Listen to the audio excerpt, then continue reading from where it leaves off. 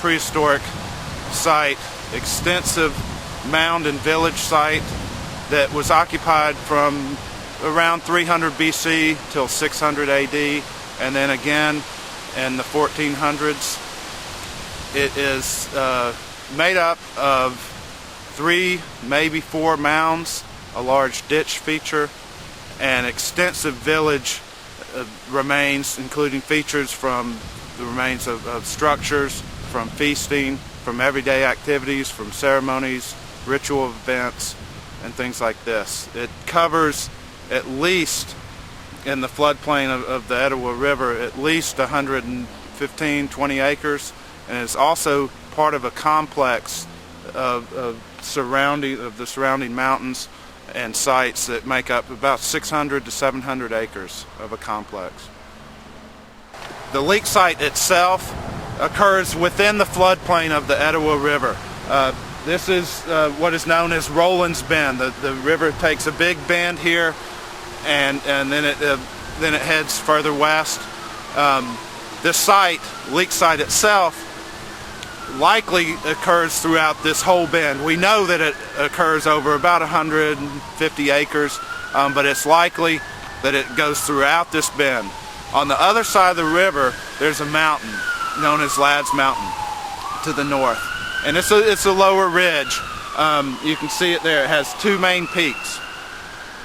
On the eastern end was a cave. We know this from historic documents. When settlers came in here and realized the potential for mining, that mountain holds limonite, hematite, and limestone deposits. And so this cave was mined away, unfortunately. We know that cave was an archaeological site. Smithsonian researchers in the late 1800s documented this cave. They found human bone in there along with fossils. And it's very likely that this is almost certain this site, this cave, would have been known about and would have been a prominent feature of this site that drew people to this site. Caves were very important in the ideology and the cosmology of people at this time. On top of this mountain was a stone wall that enclosed the summit. It's on the summit over there. Unfortunately, it too was taken down during the 1940s. The rocks were removed and used in road fill. However, we do have maps of it and descriptions of this site. This type of enclosure of a hilltop is often seen at sites associated at sites like Leak. They were considered, some people refer to them as forts, but most archaeologists now think that they were used to enclose space, to create a sacred space, and used for some ceremonial or ritual purposes. It may have served as an observatory for the night skies. You can clearly, it's a prominent feature from the Leak site, the mountain is. You can clearly see back and forth between the top of the mountain and the site itself. So there may have been some type of signaling in between the site, maybe using large sheets of mica, shiny objects, copper, things like this. At the foot of Ladd's Mountain, near the cave, on a little ridge spur, was a stone burial mound. This burial tomb essentially was taken apart around 1940.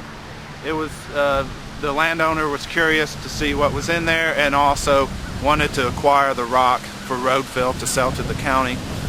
They took it apart. They found a single individual buried in there. There's evidence that it was a log tomb that was covered with stone. Associated with this individual found with this person buried in there were very highly ideologically valuable artifacts that would have been markers of this person's role in society. There were cut mica sheets over his face or her face and chest. There were stone axes, very nicely polished stone axes, a copper breastplate, a copper axe, and fortunately they were able to recover these artifacts. The Copper axe was found when it went through the rock crusher and stopped the rock crusher. We have descriptions of these artifacts. We know where a few of these artifacts are. The key point is that these artifacts signify that this individual that was buried in this mound was associated with the leak site and would have been a prominent leader, maybe a religious leader who directed some of the mound construction and the earthwork construction at the site, and organized a lot of the ceremonies and the ritual. So this site is essentially part of a cultural landscape that covers about 700 acres, including the mountain, this floodplain, and there are likely related sites throughout the valley that people who were coming here were occupying, were living at as well.